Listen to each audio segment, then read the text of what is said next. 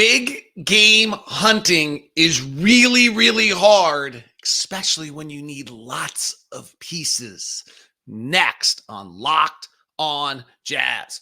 Bum, bum, bum, bum, bum, bum, bum, bum, bum, pow.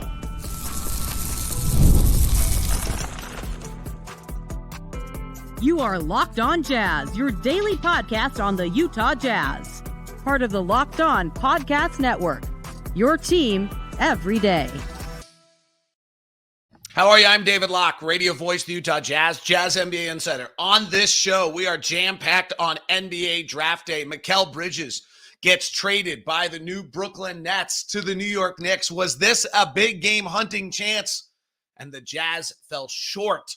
Why? And why is it so hard to go big game hunting? Who's out there that's left to grab, and what's the landscape if we're trying to trade for players or get players? 3 NBA mock drafts are all out there. What is going to happen for the Utah Jazz tonight with the 10th pick, and what to watch for tonight? Plus, Justin Zanik answers my question on which but statement is more of a problem, with an interesting answer that gives you some insight in what the Jazz might do tonight. It's all coming up on today's edition of Locked on Jazz. As I mentioned, I'm David Locke, radio voice of the Utah Jazz, Jazz NBA insider. This is Locked on Jazz, your daily podcast on the Utah Jazz, giving you insight, expertise, geeky numbers, and hopefully making it way better to be a Jazz fan each and every day. Thanks so much for making Locked on Jazz your first listen. We are free and available on all podcasting apps, as well as on YouTube. Thumbs up. Thank you very much. Like buttons. Appreciate it. Thank you for all of you tuning in. We're finally here. It is NBA draft night. NBA Utah Jazz draft special starts at 6 tonight on Jazz Plus. Get all your Jazz people you know and trust giving you all the insight on that tonight. All right, let's do this. By the way, shout out to Lacey from the Postcast. This is her shirt, Utah Jazz Draft Pick Champions. So I thought I'd wear it today, with it being the draft and us being the draft pick champions with the amount of picks, though Brooklyn might have just become that, though they cost them a few to do it. All right, let's get to the first part. The big news last night, the New York Knicks acquire Mikal Bridges from the Brooklyn Nets. The Jazz were rumored in this. Houston was rumored in this. This makes sense. And yet the Knicks got it done with 5 first-round picks, the 2025 Milwaukee Bucks pick, the Knicks 25, 27, 29, 31, and a pick swap in 28. For a player who's never been an all-star, for a player who I might argue I like an awful lot, he plays every day, he's really good defensively, for a player who I'm not sure classifies as big game hunting, for a player who on the Ringer's top 100, I didn't look, but I guess is about 35th or so in players in the NBA would be kind of my guess. So not like close to all NBA or anything of that nature. And yet 5 first-round draft picks for Mikal Bridges. I like Mikal Bridges. If there's any other thought of Mikal Bridges, it's that if anything last year showed that as nice a player as he is, he's not a number 1 option. And that's what the Knicks were able to do. And this might be why it's so awfully hard for the Utah Jazz when you have these pieces and you're trying to put this together to go big game hunting. And the reason why the Jazz maybe miss out here on a big game hunting when Mikal Bridges was ranked 50th on the Ringer's top 100 players. 50th. By the way, worth noting that DeJounte Murray is 51st, and 5 first-round draft picks just went to the Knicks for that. Atlanta's got to be like, well, yeah, what happened? Trae Young is 36th, if a player might be available. Karl-Anthony Towns is 32nd on a player that might be available. Our own Lauri Markkanen is 28th. For those of you that are in the book of like, we should unload this whole thing, go all the way scrap heap to the bottom. 5 first-round draft picks is just what was had there. Here's why I think this gets really hard for the Jazz. Because the Jazz, you're trying to build a roster and a bunch of team players, and we've got a bunch of assets, right? We have Cleveland's picks, we have Minnesota's picks, we have the Lakers pick, but you got to manage those because we've got to be able to use those to go get a bunch of pieces to be able to build this thing to become a really good team. If you're the New York Knicks, you can put the whole kit and caboodle in overpay. I mean, dramatically 5 first-round draft picks, and we can discuss what that actually is for the 50th best player in the NBA, because it's your missing piece. It's your piece that makes you think to yourself, oh, that's going to win us an NBA title. But when you put Jalen Brunson with Mikal Bridges, OG Anunoby, Josh Hart, DiVincenzo, Julius Randle, if he's healthy, if you're holding on to that, Mitchell Robinson, Isaiah Hartenstein, that now you are the second best team in the Eastern Conference, and you can combat against the Boston Celtics. And so that extra draft pick, that extra 2 draft picks to throw into the package to get the deal done, if you're the Knicks, a lot easier to throw in than if you're the Utah Jazz. If the Utah Jazz, you overpay for Mikal Bridges and you use 5 first-round draft picks to go get Mikal Bridges, and you're not there yet. First of all, that's even more expensive because those picks are probably worth more than the Knicks. And number 2, you need some of those picks in a later package to go get the next guy, right? You need a top 10, a top 20, a top 50 to win.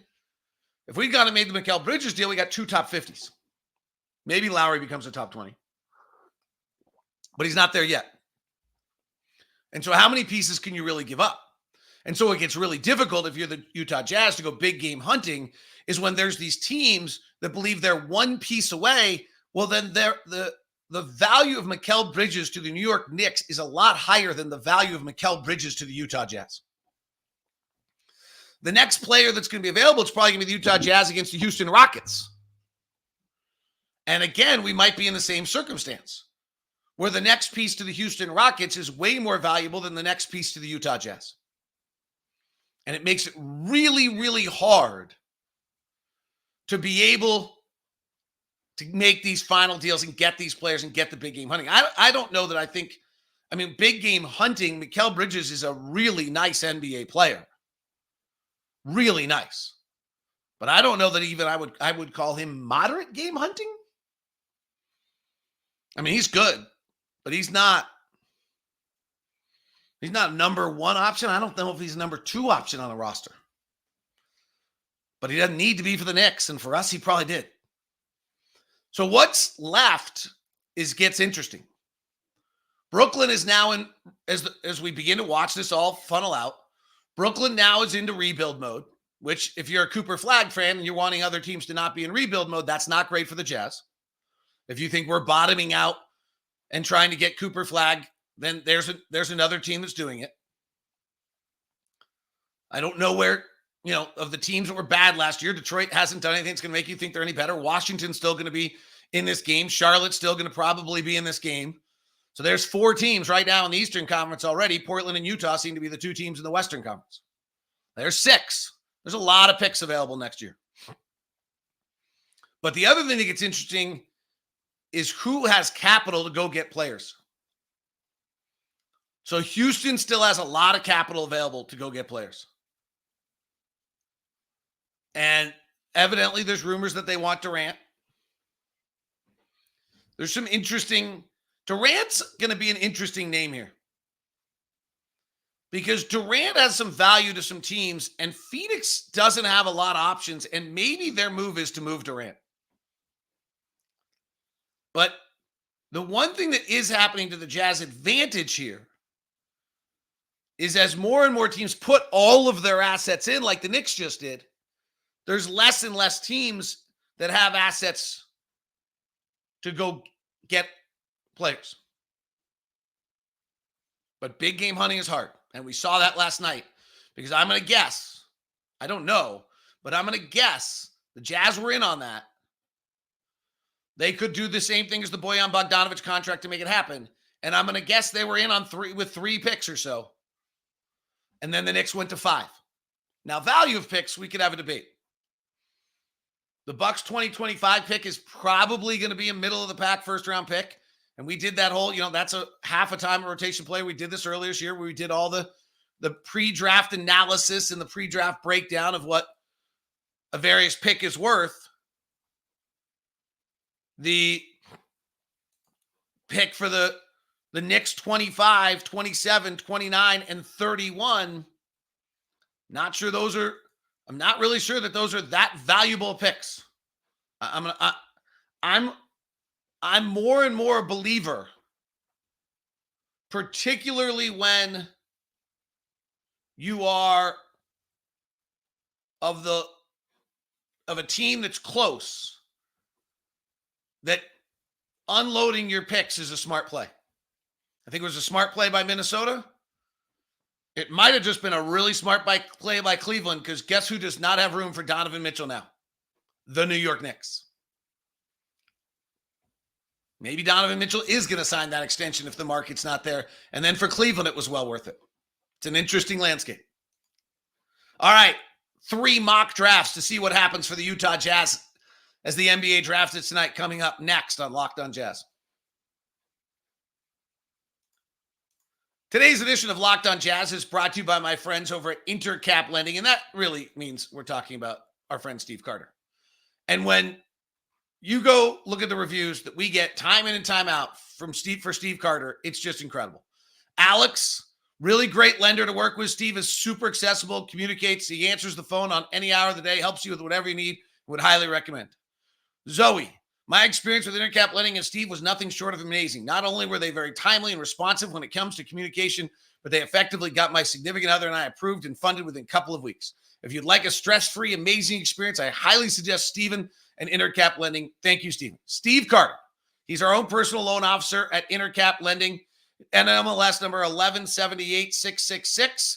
Intercap Lending, flexible lending, our own loan officer there for you. So give me an email, dlock09@gmail.com. That's dlock09@gmail.com, so that we can give you the VIP treatment that you deserve as an everydayer and get you your loan with Intercap Lending and our own personal loan officer, Steve Carter.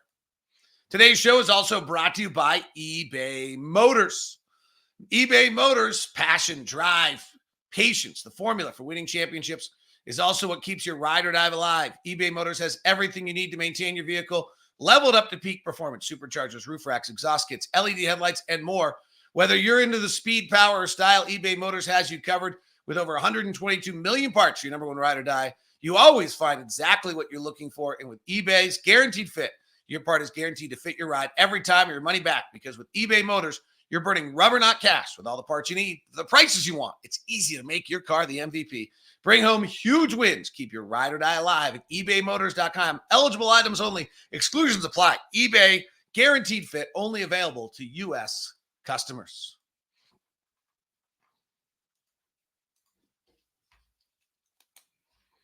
Thanks so much for making Locked On Jazz your first listen of the day. I'd suggest a little Locked On Nets and a little Locked On Knicks. So Locked On NBA had a nice bonus episode last night of both of them together, so make sure you do that. All right, let's look at mock drafts. I just put on the bottom of the YouTube screen Kevin Pelton's numbers of the guys he likes. Let's look where the mock drafts are. Let's run through the 3 biggies.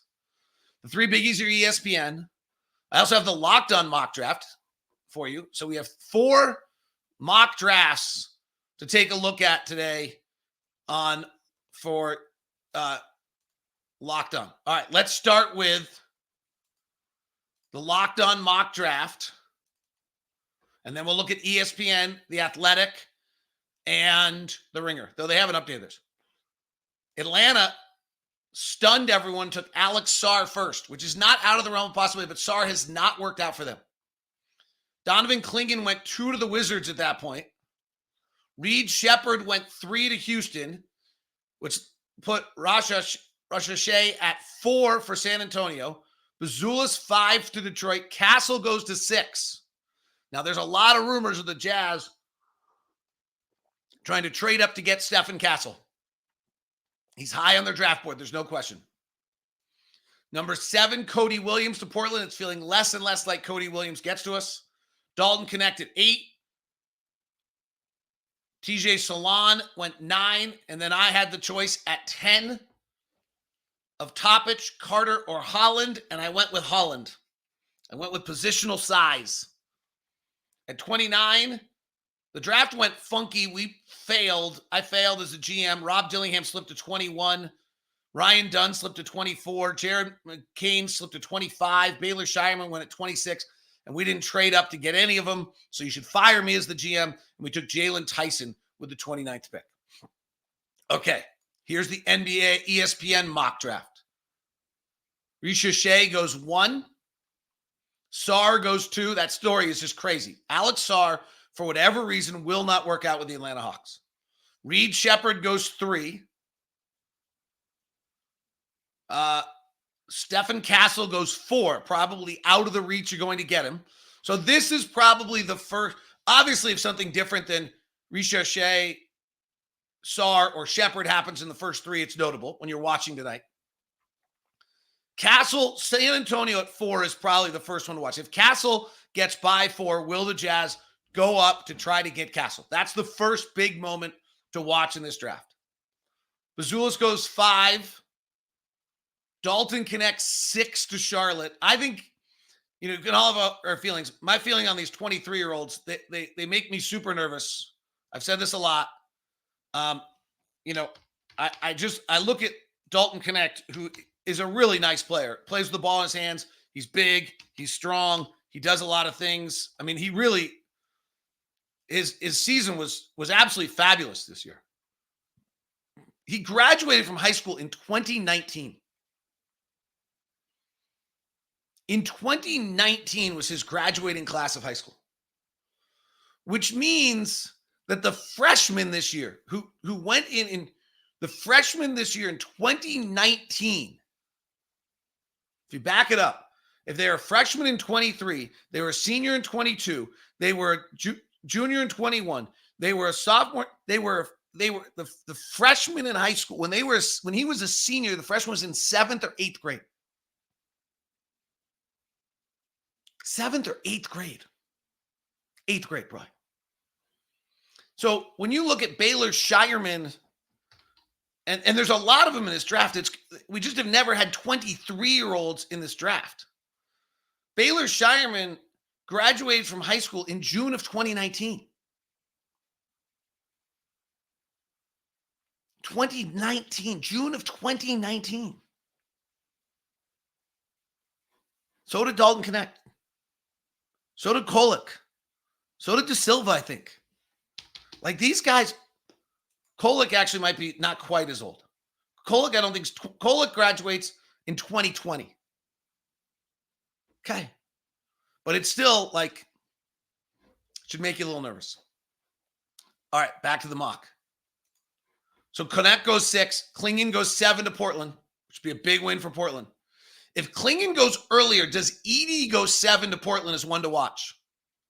Because then that opens up something if the Jazz don't want him.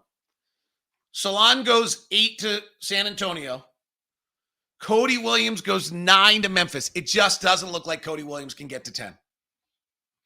And then ESPN now has Rob Dillingham, the 19-year-old diminutive guard from Kentucky who can really shoot it and score. Jonathan Giovanni on with Nate Duncan, thinks he'll score 20 points a game in the NBA. Jazz went and visited him last week in Los Angeles. Jazz also had Topic in this week or in in-person meetings. But that's the decision. According to ESPN, the decision would be a Dillingham, Carter, Topic, Holland decision. Those are the next 4 picks.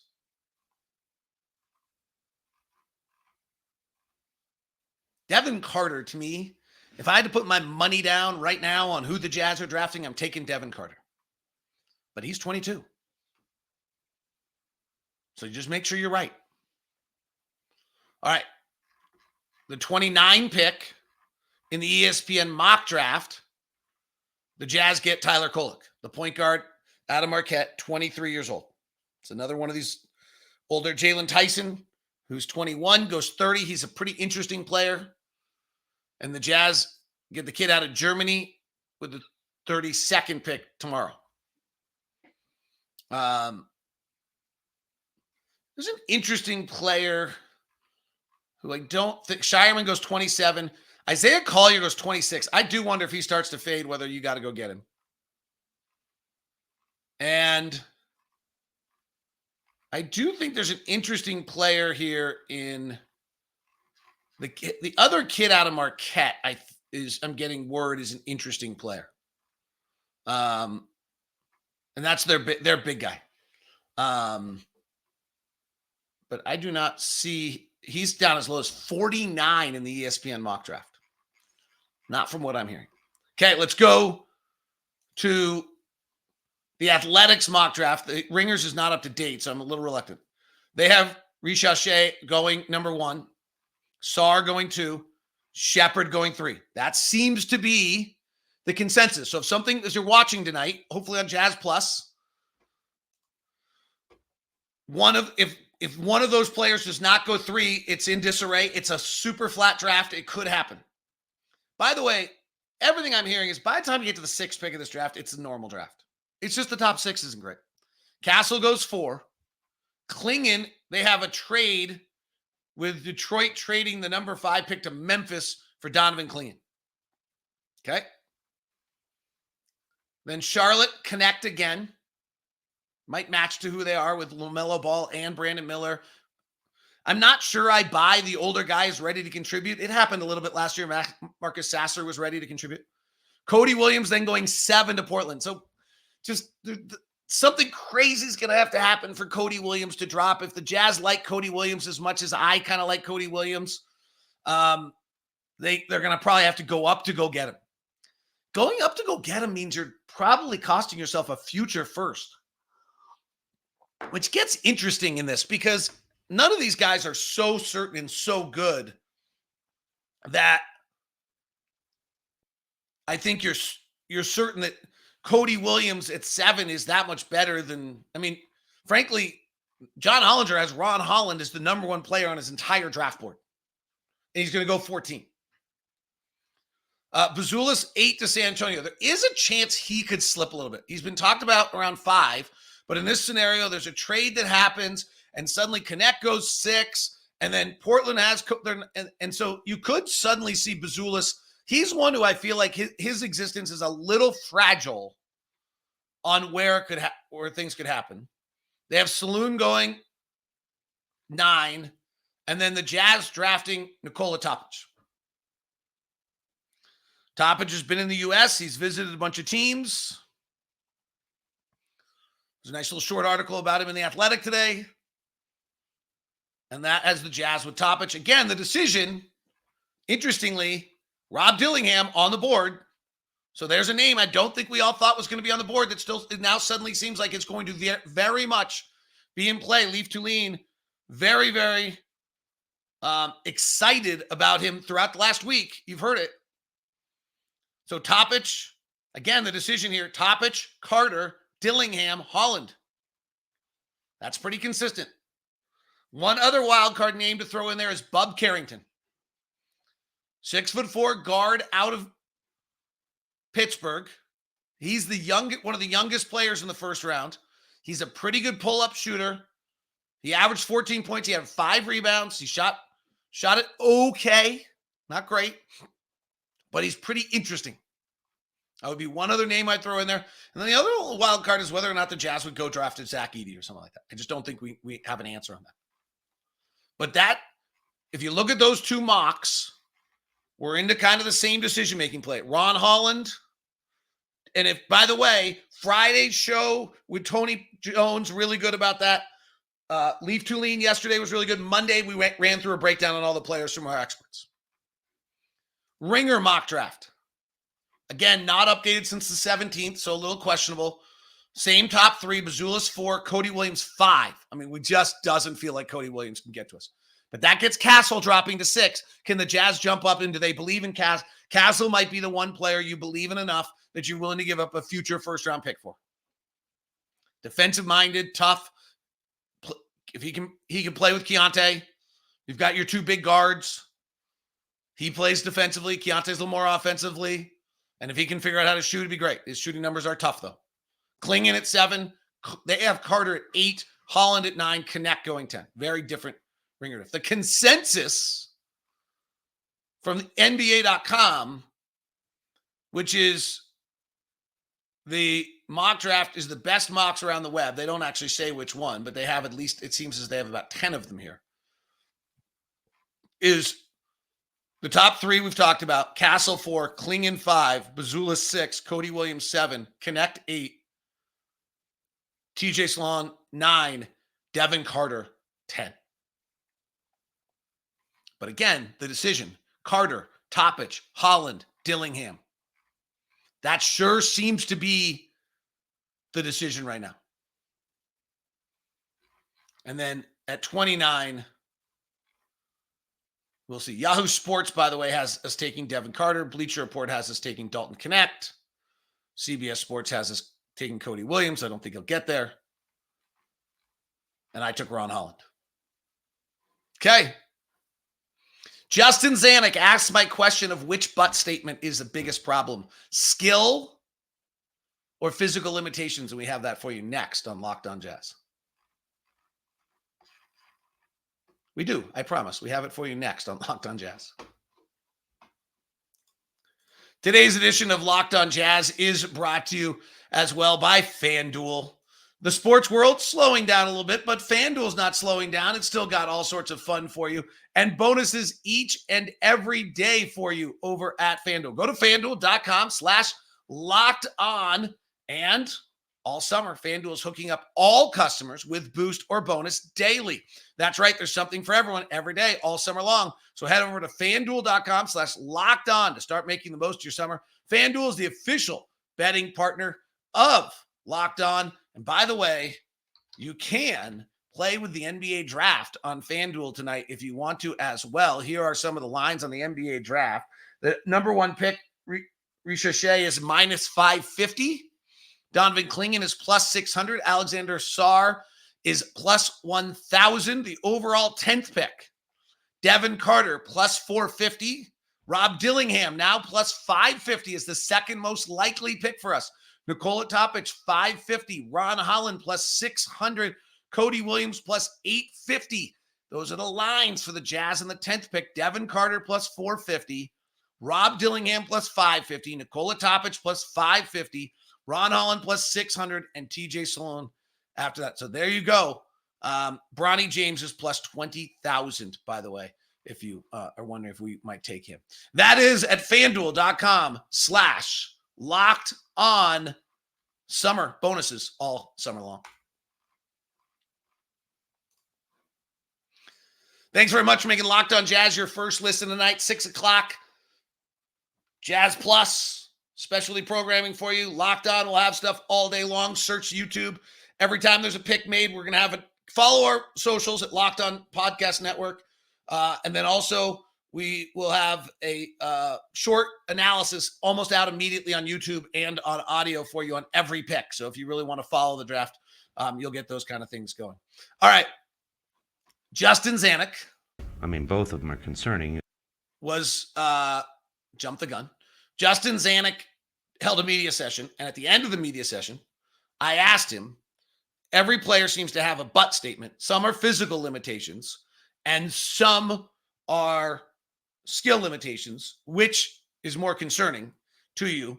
And he said both, but then he went on to have a very interesting answer. I think more what I'd rather chat about is it's an annoying thing for me. It's a natural thing for scouting staffs and people in general, frankly, is you watch something or watch a player and you have an opinion and it's all about what he cannot do. And I can sit there and pick apart 450 NBA players too if you want me to, but they are literally the best players in the world playing on championship teams. And so I think it's really important for coaches and front office. You need to figure out what they can do. Not only what you think they can do in the ceiling, but what can they do? And then how do you mitigate or help and develop the weaknesses? Okay, if he's physically, a problem physically, can we get it better or can we not? Is it, mechanics or seeing the game or reading it? How's his brain? Can he do it or not? So focusing on what's possible, but realistic. And hey, this guy can go do this right now. But I just think it's way too, especially with social media. I guess only criticism fits into 140 characters because that's what you see most of the times. This guy can't do this or that. I don't think that's fair. I mean, could you imagine, like, I do media, like, we pass on 10? And like, nobody can do anything, so we're not going to even pick somebody. Like, no. Like, chances are the 10th pick is going to be an NBA player. At least for a little while. And hopefully for a long time. So our job is to find out how can we make that happen. It's very easy to just eliminate guys, but you have to pick somebody. So when I think I said 2 or 3 months ago when I said I don't think there's ever such a thing as a bad draft. Like, there's always good players. You have to project more in this one. So we'll try to do our best job that we can. All right, so let's quickly do that before we wrap this up. Of the players we've talked about today, Devin Carter, what can Devin Carter do? He's got great physical tools. He's strong. He's physical. He's willing to make contact. He understands the game very, very well. He plays under control and has athleticism. He averaged 20 points and 9 rebounds a game last year as a 6'2" guard with 4 assists. He can step in and play. He's probably the securest pick of all because he's got the abilities. He understands the game. You can see him when he snakes a pick and roll. You can see when he moves on the floor. You can see him when he comes down and pin down. He understands the game. He shot it at a rate that's much higher than he ever had before, and that'll be the big question mark on where that goes long term. But what can he do? To Justin Zanik's point, Devin Carter is physical. He's strong enough. He's athletic enough. He can play right now, and he plays hard. That's a skill. Rob Dillingham, the second most likely FanDuel player to make it to the Utah Jazz. What can he do right now? He can score it. When we talked about number one skill you could probably have in this draft, and Leaf and I talked about Ryan Dunn's defensive skills, Rob Dillingham putting it in the basket is probably one of the number one skills. Some have compared his scoring ability to a Tyrese Maxey. Leaf Tuline's gone to a Lou Williams. He's a bona fide, his shake, his wiggle, elite. Crossover, elite. Crossover, absolutely there. Elite top 5 recruit or 5-star recruit coming into Kentucky, and Kentucky guards have been great. Ron Holland, what can he do? He's physically made for the NBA. He was the number 2 high school player in the country. He's athletic. He can finish at the rim. He can play strong. He's 6'8", 206 pounds. He could switch defensively. He can dig in and physically will not be outmanned on day one in the NBA. And finally, Nikola Topic. What can he do? At 6'6", he can get downhill. He can get on the rim. He sees the floor. He's an elite pick and roll player. He's played against adults. He played as a youngster for Red Star, one of the better European teams in the highest level of basketball, and held his own before the injury. We didn't get as much time as we would have liked, but he got himself a bunch of time to be able to see him there. So that's what those 4 guys can do. And those are the 4 guys we're likely deciding between tonight.